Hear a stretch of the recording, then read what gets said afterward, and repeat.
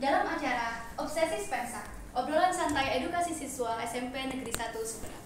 Kembali lagi bersama saya, Agatha Nesya Anindya, yang pada kesempatan kali ini akan membawa kalian berkenalan dan juga berbagi pengalaman bersama narasumber yang pastinya akan menginspirasi. Pada episode kedua kali ini, kami kedatangan ketua dan wakil dari kader Adiwiyata PLH SMP Negeri 1 Sumedang. Selamat pagi Kak Adit dan Kak Medi. Pagi Nesa. Ya, mungkin beberapa dari kalian sudah tahu siapa mereka, tapi gak ada salahnya juga kan kalau kita kenalan dulu. Ya, kita mulai kenalan dari Kak Adit dulu mungkin. Ya, halo, perkenalkan nama saya Ahmad Miladitya Lazuardi. Di sini di kader Adiwiyata saya menjabat sebagai ketua kader Adiwiyata. Halo teman-teman semua, perkenalkan nama saya Medina Elindasari. Di sini saya sebagai pengurus kader Adiwiyata SMP Negeri 1 Sumeneb dan saya menjabat sebagai wakil ketua kader. Ya, mereka ini adalah ketua dan wakil dari kader Adiwiyata SMP Negeri 1 Sumeneb. Sebelum kita mulai berbincang lebih lanjut, mari kita tonton bersama-sama dulu profil dari PLH SMP Negeri 1 Sumeneb.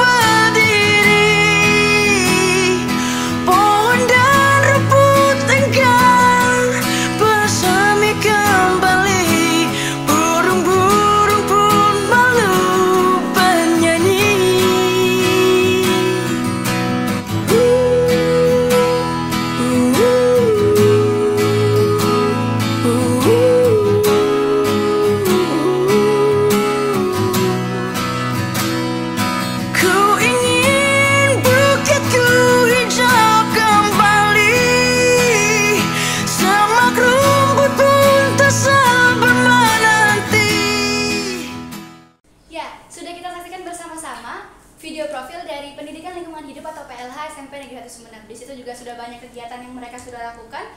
Salah satunya itu tadi ada ini ya, studi kunjung ya ke NAB Hidroponik. Wah, keren sekali. Mungkin untuk mengawali nih, kita pengen tahu nih apa itu PLH dan tujuannya itu apa? Mungkin siapa yang menjelaskan? Ya. Jadi PLH itu adalah singkatan dari Pendidikan Lingkungan Hidup, di mana Pendidikan Lingkungan Hidup ini adalah rintisannya dari Kadar Adiwiyata. Dan buat tujuannya sendiri, kami di sini ada untuk mendidik siswa-siswi di SMP Negeri 1 Sumeneb agar menjadi siswa-siswi yang memiliki sifat cinta terhadap lingkungan sekitar, dan itu bisa disebut sebagai malik atau manusia lingkungan. Tuh, singkatannya keren banget, maling. Manusia lingkungan. Oh wow, berarti kalian ini mengabdi kepada lingkungan sekolah untuk dengan ikut PLH gitu ya. Kenapa sih Kak tuh awalnya mau masuk ke ekstrakurikuler ini tuh? Kalau aku sendiri sih emang dari dulu suka sama ilmu lingkungan. Sebenarnya kalau kegiatan-kegiatan yang berkaitan dengan lingkungan sekitar biasanya aku join dan aku bergabung. Dan waktu itu juga yang bikin aku tertarik karena waktu itu kita sekolah ini gak seperti sekarang, masih cukup banyak sampah plastik yang berserakan. Jadi waktu itu saya tertarik untuk bergabung untuk membersihkan lingkungan sekitar. Kalau saya sendiri, saya tertarik ikut ekstrakurikuler Adiwiyata ini karena saya pengen menanamkan rasa cinta terhadap lingkungan. Terus jujur setelah saya menjadi anggota kader Spensa, saya mendapatkan sekali banyak ilmu yang belum pernah saya pelajari sebelumnya. Menurut kalian berarti menjadi kader Adiwiyata itu penting gitu ya? Iya. Sepenting apa sih? Kenapa penting? Sebenarnya penting banget. Kalau mungkin gak ada kita, suatu saat nanti mungkin kalau gak ada kita itu waktu itu ya di sini nggak sebersih sekarang, karena di sini kita udah berpartisipasi cukup banyak ya, seperti membersihkan ruangan di belakang, yaitu greenhouse di belakang udah kita bersihin. Di sini juga di depan ruang laboratorium komputer juga kita bersihin, yaitu kandang burungnya udah kita bersihin. Jadi mungkin nggak bakal sebersih sekarang kalau kayak kita. Ya, berarti sebelum sebelum Adiwiyata ini aktif, sekolah ini nggak sebersih sekarang gitu ya? Berarti Iya. masih banyak permasalahan-permasalahan lingkungan lain. Kira-kira tindakan apa lagi sih yang sudah dilakukan oleh PLH gitu dalam mengatasi permasalahan di sekolah? Kalau tindakan yang udah laksanakan sejak pertama kali saya dan Medi menjabat, itu pertama kali kita membersihkan lingkungan bagian depan dulu di lapangan itu, di tempat bendera di depan ya. Kita itu bersihin itu, dan kita setelah dibersihkan kita cek. Nah, kita skip aja ke akhir atau yang baru-baru aja terjadi, karena banyak sekali sebenarnya ya yang di belakangan ini. Yang kita laksanakan adalah pembudidayaan lele dan juga pergi ke tempat hidroponik untuk belajar bersama, yaitu di NAB hidroponik. Di NAB itu dapat apa aja sebenarnya ilmu yang kalian dapatkan di NAB? Wih, banyak banget sih kalau yang udah kita dapetin di NAB itu. Ada gimana sih caranya merawat tumbuhan dengan benar, hidroponik itu biar gak cepat mati, terus gimana takaran pupuknya, dan juga cara penanamannya. Terus juga di sana kita dipelajari untuk menjadi orang yang sabar. Wah. Dan juga walaupun dengan tumbuhan itu kita di sana diajarin untuk memiliki perasaan dengan tumbuhan tersebut agar mereka juga bisa tumbuh dengan layak gitu. Apakah ilmu-ilmu yang sudah didapat dari studi kunjung itu diterapkan gitu Kak? Kalau buat si hidroponik sampai sekarang insya Allah nanti bakal diterapkan, yaitu akan diletakkan di greenhouse di belakang. Kalau buat yang sekarang yang udah diterapkan itu tentang pembudidayaan lelenya itu udah. Kalau yang hidroponik belum. Ya, kalau studi kunjung itu berarti kan nggak rutin ya? Kalau kegiatan rutinnya PLH apa aja? Mungkin siapa yang Kegiatan rutin di saat pandemi kita tetap melaksanakan aksi nyata, tapi bukan cuma bersih-bersih aja sih. Ada Ya. juga kita juga melakukan studi kunjung seperti kemarin, ya? jalan-jalan ke NAB ya. Kalau tidak salah di daerah Pamolokan. Mungkin nanti bisa menceritakan. Jadi waktu kita ke NAB itu di daerah Pamolokan, kita tuh banyak belajar hal ya, sama seperti yang saya jelaskan tadi. Dan kita belajar tentang gimana cara penanamannya, dan banyak sekali ya, perawatan, juga bahan-bahan apa yang digunakan untuk menumbuhkan hidroponik itu agar tidak gagal ya dalam proses penanamannya. Di sana juga kita belajar untuk menyamai tumbuhan itu, dan banyak hal yang kita dapatkan di NAB itu. Ya, kita juga di sana Ya? yang langsung ditangani oleh pemilik NAB itu, yaitu Bu Ipung dan juga Pak Ipung. Wah, keren banget. Perbedaannya kegiatan rutin sebelum pandemi dan setelah terjadi pandemi itu sempat tidak aktif gitu ya? Kalau sempat tidak aktifnya sendiri, sempat memang ya, semenjak sebelum pandemi itu kita emang aktif banget ya. Bisa Iya, dibilang aktif banget. Kita bersih-bersih, dan itu setiap hari Jumat pasti ada kalau sebelum pandemi. Dan sempat terjadi beberapa bulan, tapi pada akhirnya kita lanjut lagi. Cuman bedanya di sini sekarang kita yang aktif hanyalah pengurus inti, mana dari ketua nyampe yang memiliki pangkat tadi Adiwiyata, itu kita melaksanakan karena setiap hari Jumat tetap membersihkan sekolah seperti itu. Rutin tiap hari Jumat ya? Ya, setiap hari Jumat. Kalau pengurus lainnya nggak ikut berarti? Enggak, kalau yang bukan pengurus nggak ikut, karena emang ada larangan untuk berkumpul. Oh ya, terbatas ya? Ya, dibatasi. Sedih gak sih kan biasa kalau orang banyak kan seru banget gitu ya? Iya. Terus sekarang kan jadi sepi. Iya, kalian ikut PLH ini dari kelas 7 kah? Iya, dibatasi. Ya, jadi teman-teman sekarang mereka sudah kelas 8 dan berarti sudah join PLH itu sekitar 1 tahun lebih ya? Ya, Selama kalian menjabat dan bergabung dalam PLH itu prinsip-prinsip apa saja dan pendidikan apa saja yang sudah diterapkan dan sudah diajarkan kepada kalian? Mungkin boleh ceritakan ke teman-teman semua. Ya.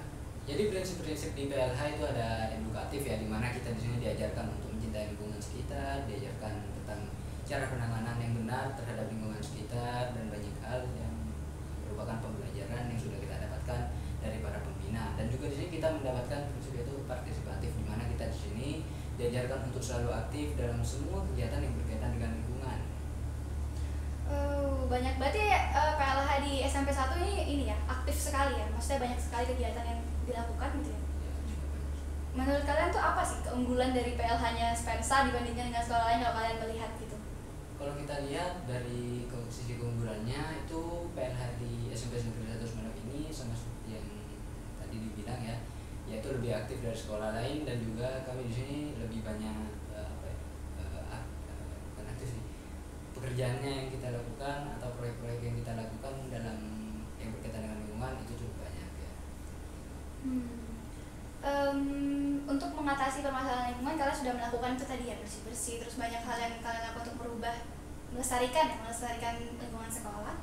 Apa sih inovasi yang sudah dilakukan PLH selama kalian menjabat? Ya, inovasinya dengan cara mengelola sampah menjadi barang yang bermanfaat dan bernilai jual yang sangat tinggi. Contohnya seperti pembuatan ecobrick menjadi sebuah sofa. Waduh, ecobrick itu apa tuh? Nah, jadi ecobrick adalah sebuah botol yang kita isi dengan sampah dengan takaran tertentu. Kalau nggak salah itu waktu itu beratnya sekitar 200 gram ya. Karena kalau nggak sesuai dia bisa aja pecah botolnya. Jadi di sana kita masukkan sampah-sampah plastik yang cukup banyak ke dalam satu botol itu. Kita kumpulkan banyak botol, di sana kita lem dan kita jadiin sebagai sebuah sofa ya. Dan sekarang salah satu contohnya ada di ruang kepala sekolah di sana. Itu kalian yang buat ya? Iya. Waktu tahun lalu gitu. Iya. Dari banyaknya kegiatan, banyaknya inovasi yang dilakukan, itu apakah PLH ini dan Adiwiyata ini sempat punya prestasi gitu? Apa prestasi yang pernah didapat? Jenis-jenis prestasi penghargaan Adiwiyata SMP Negeri 1 Sumenep. Yang pertama, penghargaan Adiwiyata Kabupaten atau Kota pada tahun 2009. Yang kedua, penghargaan Adiwiyata Provinsi pada tahun 2010. Yang ketiga, penghargaan Adiwiyata Nasional pada tahun 2010. Dan penghargaan Adiwiyata Mandiri pada tahun 2014. Wah, keren banget. Banyak sekali teman-teman prestasi yang sudah didapat dari Adiwiyata Spensa ini. Untuk kedepannya kalian ini ada nggak sih target untuk Adiwiyata ini untuk menang apa? Nggak ada. Oh ya, untuk kedepannya kita yang ditargetin adalah menang yang namanya Eco Green School ya. Ini tingkatannya ya. Eco Green School adalah sekolah-sekolah yang sangat berprinsip lingkungan. Jadi di sekolah itu lebih hijau dari sekolah lainnya. Dan ini bukan sekedar nasional tapi internasional, yaitu se-ASEAN. Wah, semoga bisa ya, good luck. Ini nih kalau misalkan kegiatan-kegiatan PLH ini melibatkan siswa kah? Ya, kalau kegiatan PLH sendiri itu dulu kita ambil setiap kelas 2 orang. Jadi kita ngumpulin 2 orang, setiap kelas minimal ya 2 orang. Terus setelah itu kita melakukan kegiatan yang bisa kita lakukan di setiap hari Jumat. Ya, balik lagi ke pandemi gitu ya, karena nggak bisa kita pengurus inti aja. Sepanjang pengalaman kalian ada di PLH ini, ada ya sih hal yang paling berkesan yang kalian inget banget gitu? Kalau hal yang paling berkesan itu waktu baru-baru ini sih ya, menurut saya itu waktu ke si NAB hidroponik, di sana kita banyak belajar ya, mengenai hidroponik dan penanganannya aja seperti itu. Kalau Kak Medi ada nggak hal yang Sama sih, yang pas ke NAB hidroponik juga. Tapi kalau kalian berarti di PLH ini kayak ini ya, dapat keluarga baru gitu, dapat teman-teman baru. Menurut kalian ini berarti manfaatnya itu apa untuk diri kalian sendiri? Apakah itu pas kalian ikut dalam PLH itu ada nggak sih yang berubah hidup kalian gitu? Manfaat yang saya peroleh sendiri itu menambah wawasan pada lingkungan. Iya pasti. Nah, serta kita punya rasa peduli terhadap lingkungan lebih besar gitu.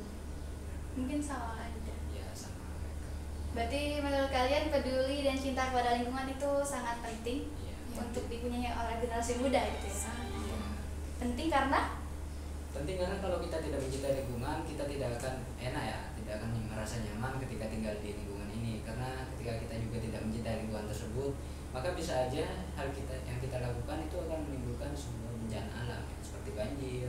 Namun ketika kita mencintainya, maka akan tercipta rasa nyaman, rasa damai.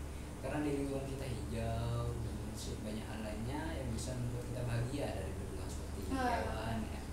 Dan juga ketika kita mencintai lingkungan sekitar, kita akan mendapatkan hasil yang begitu baik ya suatu saat nanti, yaitu ketika anak cucu kita udah lahir mungkin agar mereka juga bisa menikmati ya, melihat jangka panjang berarti ya, agar lingkungan ini tetap hijau, gak banyak bangunan, masih asli-asli aja gitu loh.